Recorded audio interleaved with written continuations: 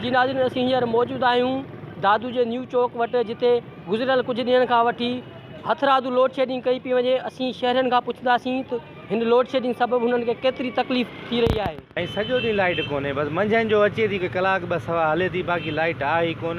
Bill उहे ई घरा घरा पिया था अचनि। इंतिज़ामिया खे चई चई थकिजी पिया आहियूं, पर हिते को ॿुधण वारो आहे कोन। नओं चौक आहे, बाज़ार में वेठा आहियूं, सॼो ॾींहुं लाइट कोन्हे। 2 खां 2.5 कलाक लाइट आहे।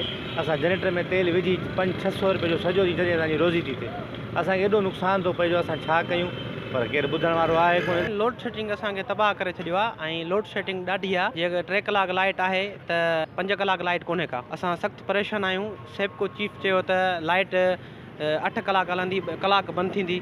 हाणे असां एॾो सख़्तु परेशान आहियूं लाइट लाइ जो हद खां वधीक। लोड शेडिंग 17-18 कलाक लोड शेडिंग आहे, जंहिंमें कमु बि नथो निकिरी सघे। दुकाननि जा किराया कोन था कढी सघूं, छोकिरनि खे पघारूं आहिनि, मज़ूरी आहे, पंहिंजो ख़र्च आहे, छा कयूं।